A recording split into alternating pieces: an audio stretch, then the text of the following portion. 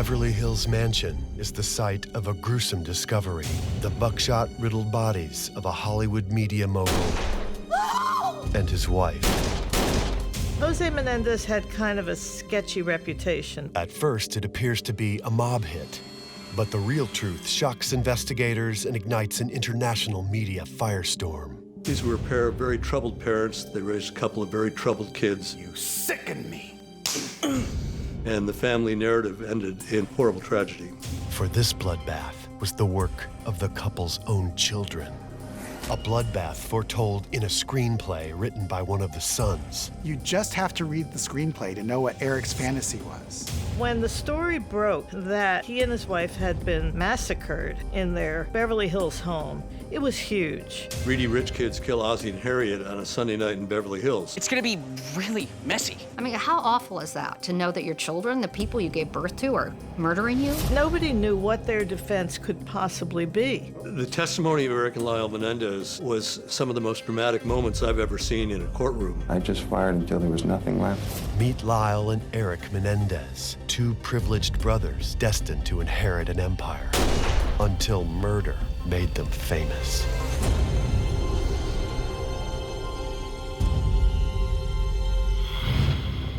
It's the crime that brought an end to the decadent 1980s. It was just full of elements that attracted the media: Hollywood, murder, Beverly Hills. And for the first time in history, a real-life soap opera played out 24 hours a day on cable TV. Eric and Lyle were two of the biggest celebrities in America in 1993 because everybody was hanging on their every word. People crowded around the door trying to get a front row seat to see Lyle and Eric Menendez. It was just too much for the media to turn away from.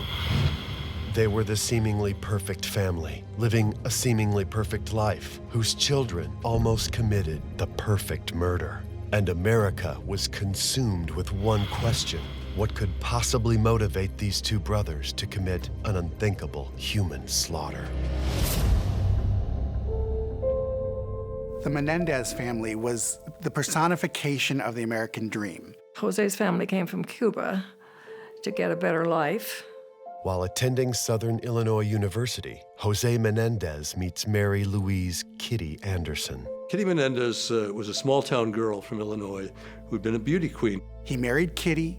They had two children, Lyle and Eric. They were living the dream that we all want to have. And Jose worked very, very hard to get to the top. Jose Menendez was a dynamic businessman who went from becoming an accountant at one of the big 8 accounting firms to becoming head of Hertz Rent-A-Car. Jose Menendez was tough. He knew what he wanted out of his employees, and he would do anything to get what he wanted. I'm not interested in your excuses, Dennis. You let the team down. In the world of Jose Menendez, everything had to be perfect. And that was how he ran major corporations, and that was how he ran his family. He wanted his sons to achieve beyond what he had done. They were to be perfect. And so anything that he got in his mind he wanted them to do, they had to do to the ultimate. He was really rough on the boys. And because of that, they grew very close together because it was them against their dad. Lyle Menendez was the older of the two. He was not a great student, but his father wanted him to carry on the Menendez name. His father wanted him to be his successor. Eric Menendez was the shyer, quieter, more emotional of the two. Jose demands nothing short of success in both academics and athletics. Jose Menendez was a very tough father in terms of developing his sons as nationally ranked tennis players. He used to wake them up at 4 in the morning and get them out on the tennis court, and they would hit balls for 3 hours before going to school. These boys were under their father's thumb to such an extent that they almost had no life of their own. Their father's quest for perfection is obsessive, and their mother, Kitty, only adds fuel to the fire. Kitty Menendez was a very troubled woman who was an alcoholic. She was addicted to prescription pills. The relationship between Jose and Kitty was not very amiable. Jose was having an affair, which really upset Kitty's life. She knew about it. she was just a doormat, and she did whatever her husband said, and in spite of that, he was cheating on her. It was extremely dysfunctional. It seems as though no one can live up to Jose's expectations. So when Lyle's hair starts thinning, Jose forces him to wear a toupee. Jose felt very definite that he did not want people to see Lyle as losing his hair. Jose and Kitty Menendez believed that you fake it till you make it. They wanted to make sure that their public persona was that they had these two amazing boys who could do anything they put their mind to it. I don't get it. The quadratic formula did X equals... The problem was that Lyle and Eric didn't put their mind to anything except for maybe driving sports cars and hanging out with pretty girls. So the only way that Jose and Kitty could deal with their son's failures was to cover it up. Get up. They would do the kids' homework for them. They would buy their way out of trouble. Meanwhile, Jose is coming into his own as a Hollywood player. In 1986, he becomes CEO of Live Entertainment, the independent movie studio responsible for the Rambo films. The Menendez family moves from New Jersey to the glamour of Beverly Hills, California. Beverly Hills was considered to be one of the ritziest neighborhoods in the United States. Their house had even been previously lived in by Elton John, Prince, and Michael Jackson. And they were living there, and they were living the life. And people in this country have a view of California and Beverly Hills, which has been created by the media. You know, they rose that TV show, Beverly Hills 90210. So, like, what could be better? Their aspirations are set as high as the stars they live amongst. But 18-year-old Lyle stays behind in New Jersey so he can begin his freshman year at Princeton. Lyle Menendez was a highly ranked tennis player, and so that helped him get into a school where he really didn't belong and didn't have the academic background to survive. Jose took care of many things, helping Lyle get through the portion of college that he got through. You might say there was a lot of cheating done, because there was. But it isn't long before Lyle is caught. Lyle Menendez was on the verge of being thrown out of Princeton, which was a huge slight for the family. Mr. Menendez, this institution has standards that must be upheld. Look, Lyle really is a bright boy. Well, I'm sure that he is, however... It's just that, well, he's a little distracted right now. But I'm taking care of that. Meanwhile, back in Beverly Hills, Eric has begun writing a screenplay with a friend that will eerily echo reality. Eric had a friend named Craig, and the two of them played tennis together. They got together and wrote this screenplay called Friends. It was all about a kid who killed his parents to inherit $157 million.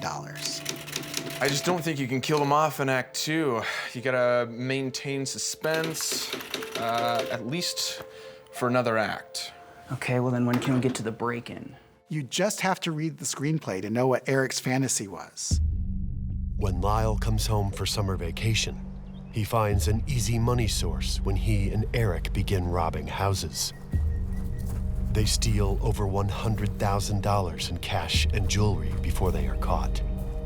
And just like it always happened before, they didn't face the music for it. They didn't go to jail for that. Jose Menendez was a deal maker. He stepped right in and made a deal with the DA's office, paid off the families who were victimized in the robberies, and cleaned everything up. They would do whatever they had to do to make sure that their family looked perfect from the outside and that no one knew how bitterly disappointed they were in Lyle and Eric.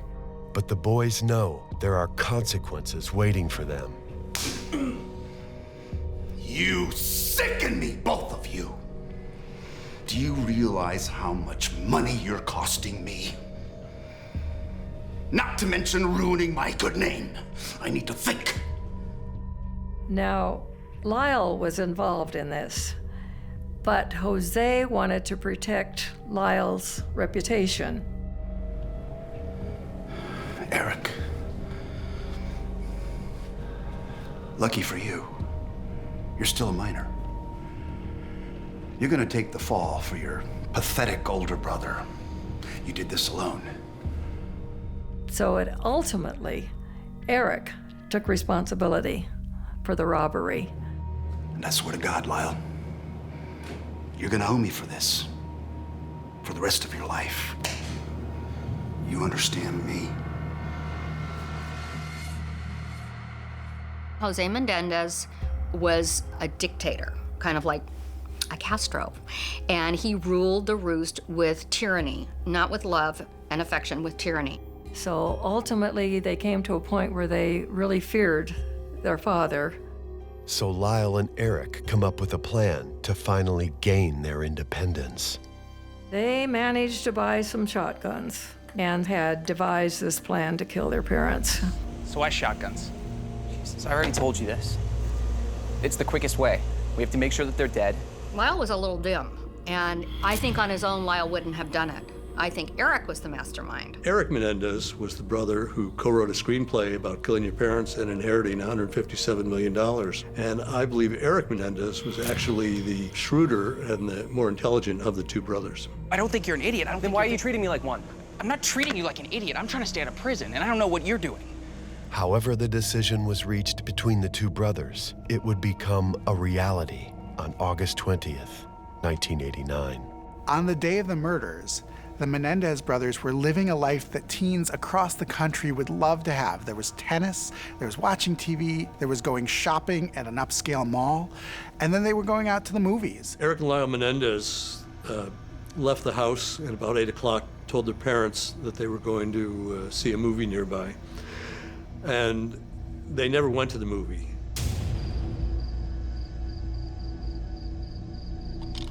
They had 2 shotguns in the back of Eric's car, and they loaded those shotguns. Jose and Kitty have fallen asleep watching television. He covered over 5,000 miles after he came about. And they snuck in, and they began firing the shotguns at their parents. He covered over 5,000 miles after he came about 100 miles per day. And to 51% all who donated to the cause.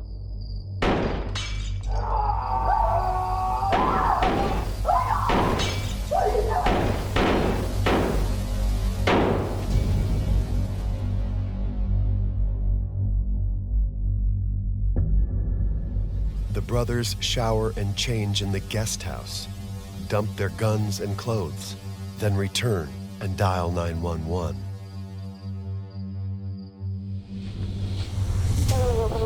Yes, police. What's the problem? What's the problem? What's the problem? Someone killed my parents. Pardon me? Someone killed my parents. What? Who? Are they still there? Yes. The people... No. Eric and Lyle Menendez made a frantic call to 911 in which Lyle Menendez wept and sobbed and said that his mom and dad had been killed. Eric, who had taken acting at Beverly Hills High School, was in the background screaming and yelling, rather like an animal. Who is the person that was shot? My mom and my dad. Your mom and dad? My mom and my dad. Okay, hold on a second. Okay, we're on our way over there with the ambulance. Okay, I gotta go. Beverly Hills Police responded immediately after Lyle's 911 call.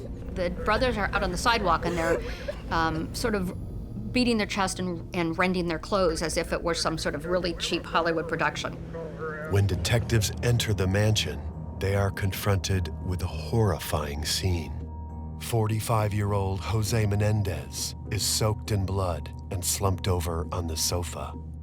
And the wounds are grisly and they're gruesome. One of the wounds is so big that a man's fist could fit inside of it. 47-year-old Kitty has been shot so many times that she is unrecognizable. They blew up their mother. I mean, what they did to her was, it was shocking. They shot both parents near the knees, and my theory was always that that was done to look like a kneecapping, which would help with the organized crime excuse. Lyle and Eric are outwardly distraught and inconsolable to the point where detectives break protocol.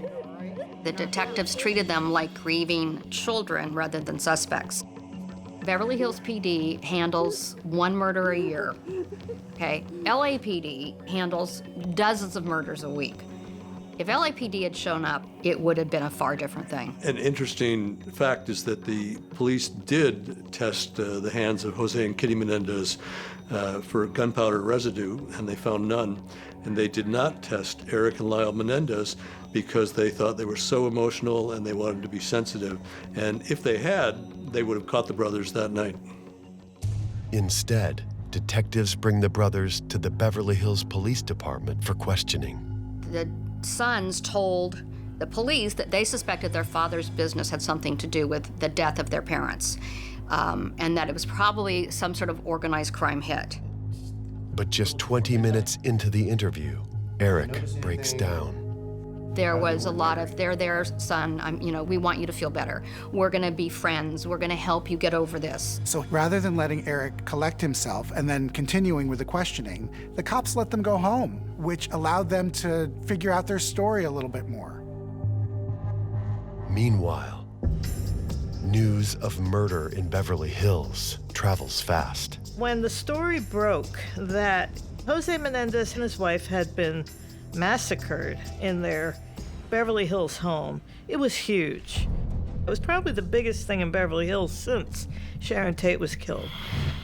Most of the media reports suggested that it might have been a mob hit or something related to the entertainment business. Lyle and Eric Menendez were unknown people when this story broke. No one knew they existed. But Jose Menendez was very well known in the entertainment industry. I mean, he was a true cornerstone of this company, which I love. People wondered what had happened, and the police weren't saying much. It was a true murder mystery. Days after the murders, a memorial and funeral services are held. And Lyle wore his father's shoes to the funeral.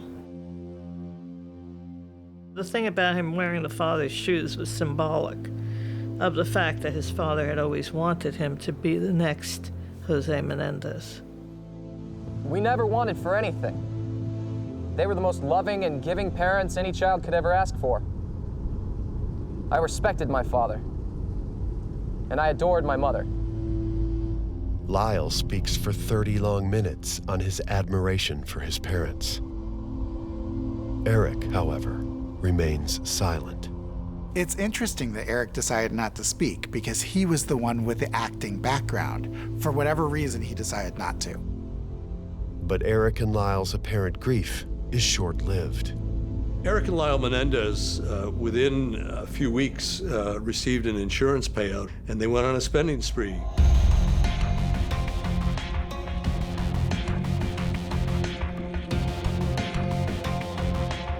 This is a Porsche Carrera Speedster, only 800 of these made. You have to remember that they were young men. They were really boys who were now free to spend all this money however they wanted to spend it. It's perfect. You want to go for a drive? I'll just take it. That's a deal. Lyle bought a Porsche. Eric bought a new Jeep. They both bought Rolexes. They were buying so many toys and so many things that suddenly police and everybody else were saying, this isn't how we would expect two newly made orphans to act. They didn't know how to act like they were grieving. The investigation into the grisly crime heats up, and investigators are taking note of Lyle and Eric's lavish spending habits. Lyle in particular started spending money like crazy, and it was not good. Within several months, we knew they had done it, and it was not an organized crime hit. The police were focused on Eric and Lyle Menendez as the primary suspects in the murder of their parents. Reporter Robert Rand is asked to write a story about the life of Jose Menendez for the Miami Herald. As part of my research for the Miami Herald, I came to Los Angeles in early October of 1989, and I spent several days talking to the brothers. I've never seen anything like it. Never will see anything like it. Probably the hardest thing I'll probably ever have to. They weren't real. They didn't. Yeah. They wax. They looked like wax. It's something that I've never seen my dad helpless. Eric and Lyle Menendez were displaying very genuine emotion. We're talking very lovingly and caringly about their parents.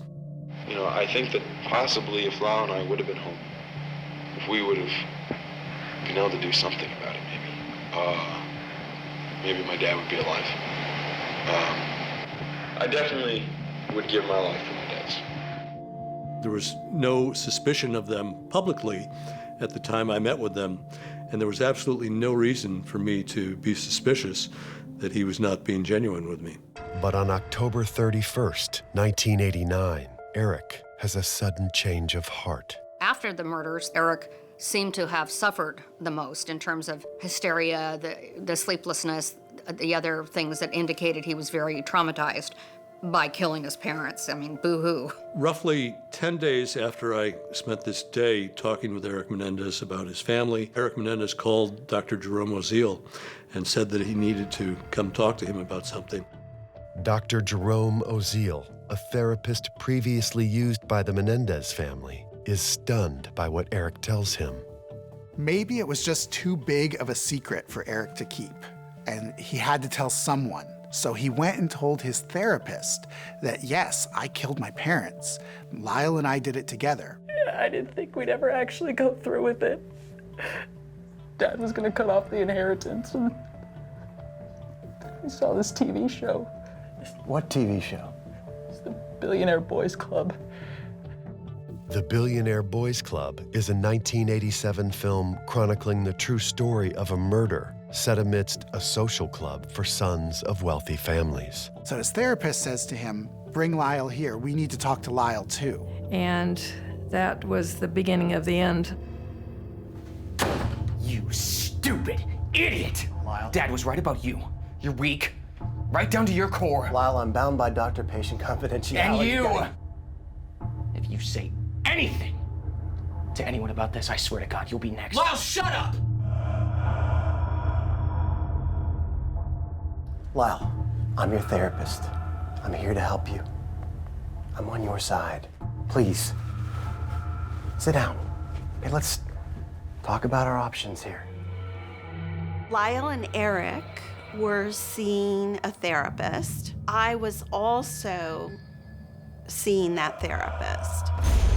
Judalon Smith is dating Dr. Oziel, and he breaks doctor-patient confidentiality by confiding in her his secret. The only reason I'm telling you this is I'm in fear for my life. They threatened to kill me. Who threatened to kill you? The Menendez brothers. They did it, Jude. They confessed to the murders. Told me everything. Oh my God. If something should happen to me,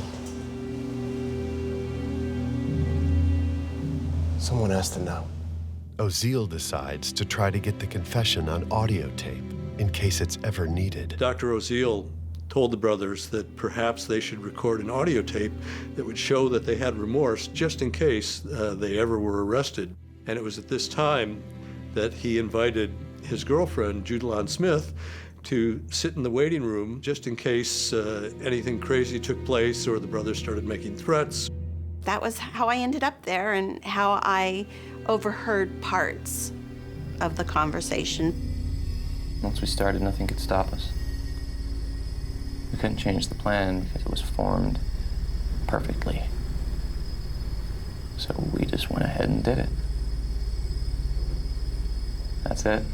The Menendez brothers openly confess under what they assume is the protection of doctor-patient confidentiality, but they are unaware that someone else is listening. I did overhear them say that they killed their parents. Eventually, it had to happen. It was basically ruining my life and Lyle's. Almost had no choice to do what I did. I hate myself for doing it. From the moment that I heard the confession, I wanted to go to the police. But I was scared. They killed their parents, so who am I to them? I mean, if you'll kill your parents, who won't you kill? But Dr. Oziel isn't the only person the Menendez brothers confessed to. 3 months after the murders, Eric's friend Craig tells authorities that Eric admitted he killed his parents, just like in the screenplay the two wrote together.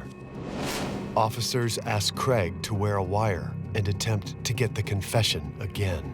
So tell me again how this all went down. But this time, Eric denies it. I just made it up, man. It didn't happen. What does Eric say? I was joking. That wasn't how it happened. We knew they had done it beyond all possible doubt, but we couldn't prove it. Meanwhile, the boys' lavish spending continues. They spent $1 million in months on anything that they wanted to buy. At that rate, they were going to go through the money in a year. The investigation went on for a long time. It went on for probably a year. I just got to that point where I felt like, you know, I'd rather be dead. I mean, it took me a long time to do the right thing, but ultimately I did the right thing. So Judalon Smith goes to the cops and blows the case wide open.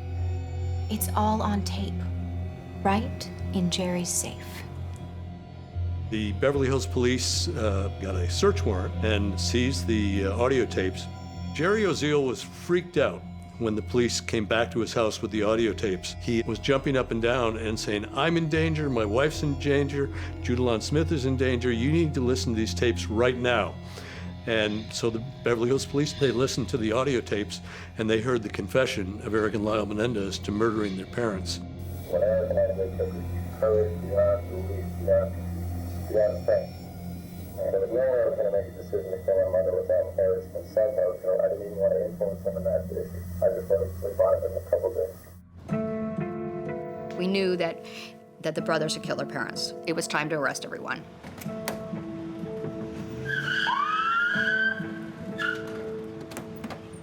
Stop, police!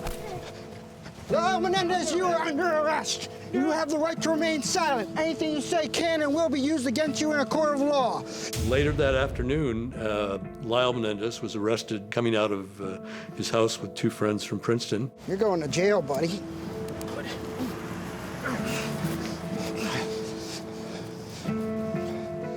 Meanwhile, Eric was in a tennis tournament in Israel when Lyle was arrested.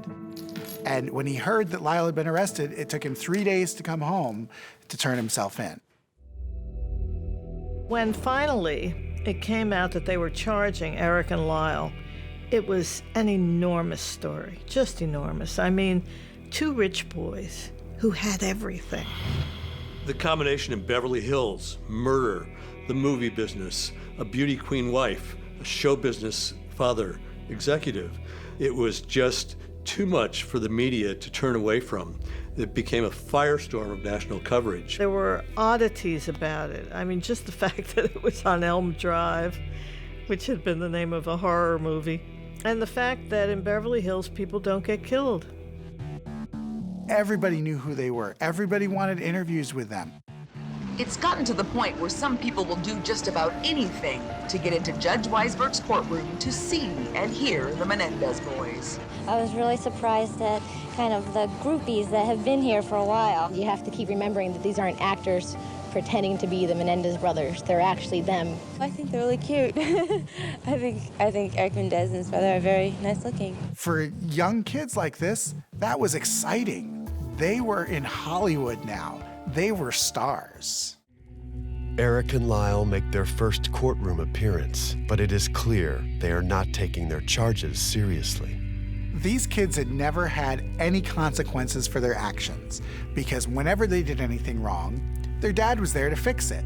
The irony of this whole thing is that the person who had gotten them out of all these scrapes was Jose, and they had shot him in his living room in the back of his head.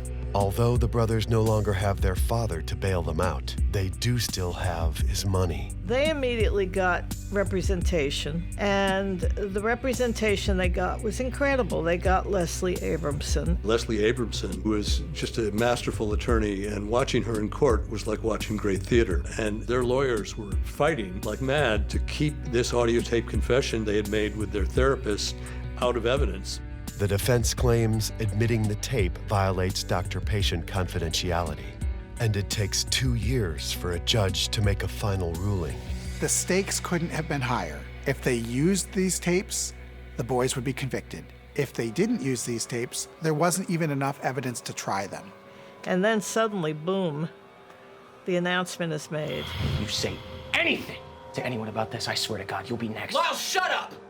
California Supreme Court ruled that once there was a threat, the therapist-patient privilege no longer applied. When the audio tape confession of the brothers to Dr. Jerome O'Seal was admitted as evidence, the defense had to completely change their position.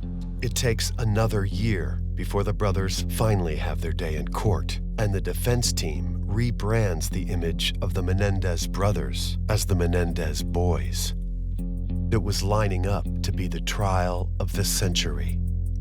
Everybody got ready for the trial, and a lot of famous reporters came for it. People crowded around the door trying to get a front row seat to see Lyle and Eric Menendez. By the time this jury was able to see the boys, things had been pretty well orchestrated on their behavior, on their appearance. She had them wear crew neck sweaters and Ivy League shirts, and she was always hugging them and touching them so that you knew that they weren't these horrible people that no one would want to go near. They're in their mid-20s, but somehow Leslie Abramson has turned everybody into thinking that these are two kids. It wasn't like going into a trial where you were trying to find out if somebody had really committed a crime. It was known from the very beginning, of course, that the boys had killed their parents. And it just became a question of why. Nobody knew what their defense could possibly be. So Leslie did her opening statement, and it was a bombshell. Absolute bombshell.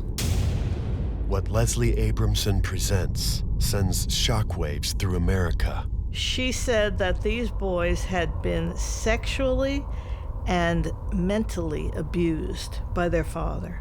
You heard about some of the things that he liked to do to his little boy. And one of them was to stick tacks like this in his thighs and in his butt. With the help of their lawyer, Leslie Abramson, they turned themselves from being these spoiled rich kids into victims. And the defense was dubbed the abuse excuse. How do you say somebody wasn't abused? It's hard to do. My dad had been molesting me. And did you want something from your brother? Is that why you told him? I just wanted to stop him. Were you seeking help from your brother? Yes. He would guide me in all my movements, and I would have oral sex with him. He would rape me. When Lyle testified and he cried a great deal, the courtroom was just, you could have heard a pin drop. Everybody was holding their breath. It was so appalling. I just told him, I don't.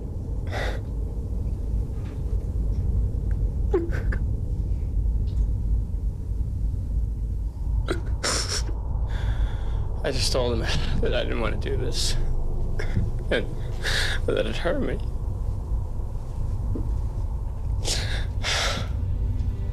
And he said that he didn't mean to hurt me, and he loved me. The testimony of Eric and Lyle Menendez in the first trial was some of the most dramatic moments I've ever seen in a courtroom. It was kind of America's little dark secret, was that sexual abuse went on in families, and not only lower class families, but the rich and famous. When they testified to it, it was compelling because most people don't listen to that kind of stuff every day. Eric and Lyle Menendez testified that they had been sexually molested by their parents. They testified that their mother knew what was going on. Did you think your mother would stop him? Oh, I thought my mom would do it with him. There wasn't no one and the other. She would say that I was the problem in her life and that Lyle and I had ruined her life, and she wanted to do other things, but then she had children and it just destroyed what she wanted to do in her life. Get your little ass in that closet. Don't come There are typically no witnesses to sexual molestation in a family, but there were hundreds of witnesses that saw emotional and physical abuse of the brothers. But District Attorney Pamela Bozanich is quick to point out the obvious holes in their story. I can tell you right now that I am 100% sure that they fabricated the defense. I'm not 90% sure, I'm 100% sure. I contacted the jail. I said, I want to know how many hours a day the Menendez brothers are spending with their lawyers. And I was told it was like 4 to 5 hours a day.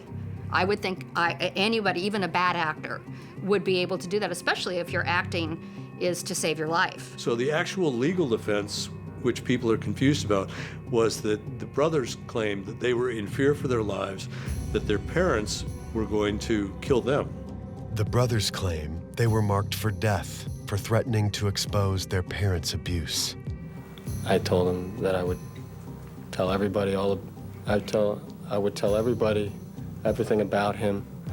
I would tell the police, and that I would tell the family. What did you think was going to happen? I thought we were in danger. I thought he felt he had no choice. But to what? That he would kill us. Mom and Dad were sitting in the den watching television, eating ice cream with blueberries at the time of their demise. They were not threatening anybody.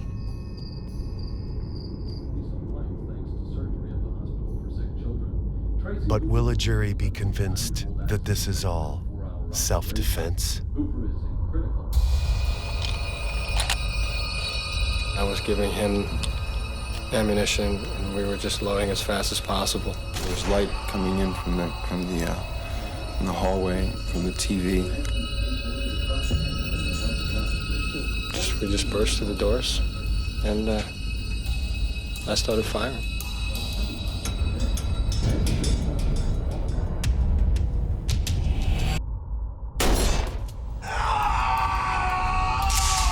And I remember firing directly at him. When I walked in the room, I was panicking. What are you doing? And I just fired every shot I had. I didn't stop to take a look at what I was doing after each shot. I just fired until there was nothing left. I'm out of ammo. Me too. What do we do? Yeah. I've got more in the garage. Come on. Let's go.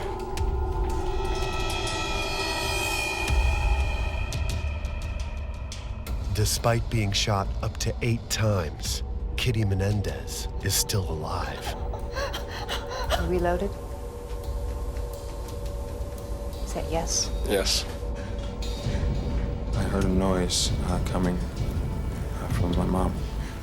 I guess I would characterize it as a moaning simply because she was dying.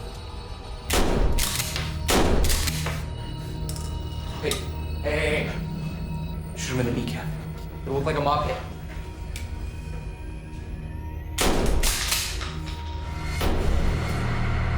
I mean, how awful is that, to know that your children, the people you gave birth to, are murdering you?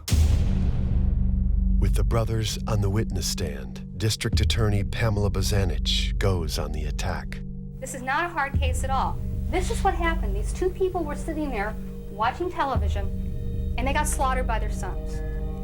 What Eric was testifying to was not a lie.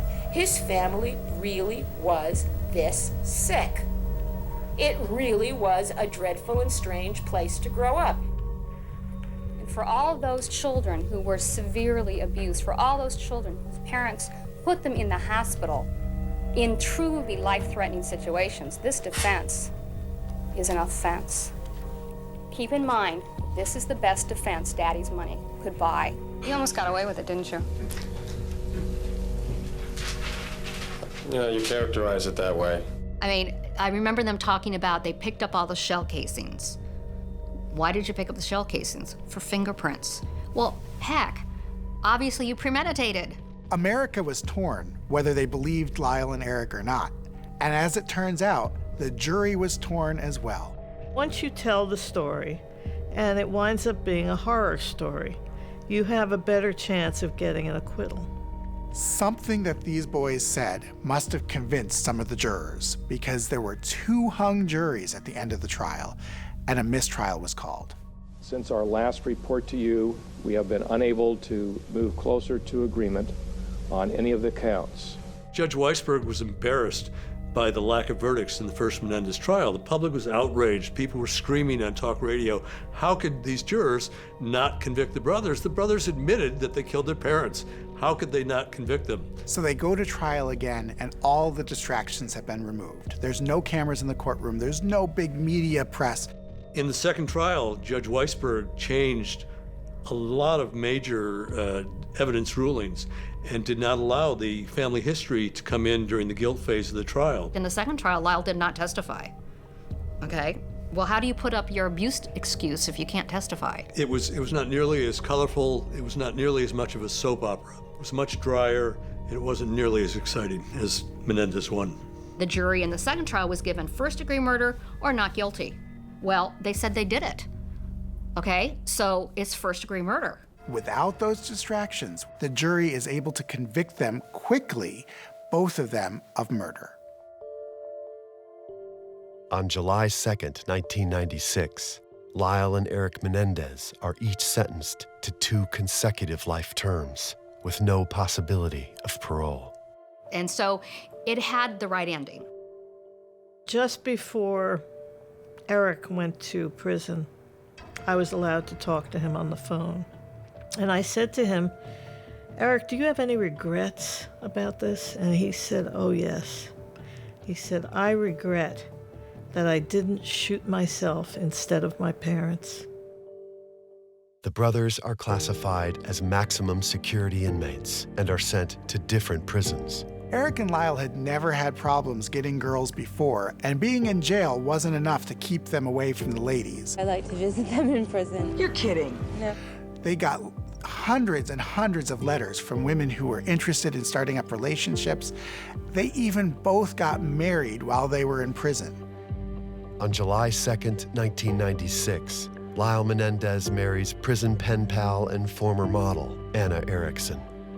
Lyle was married shortly after the first trial, and that marriage didn't last too long. He's now married again. Eric marries in June of 1999. Ultimately, all of the assets went to the lawyers. So, if they wanted their freedom and they wanted money, they didn't get either. How does this happen in a section of society that we all envy? We would all like to be the Menendez family, living in a fine home and, having all the money in the world to do what we wanted. This cuts into the underside of that life. And so everybody was interested, and it was socially significant. I feel like I did the right thing, and who knows whose life was saved. They were both old enough that they could have left home, but they chose not to. They chose murder.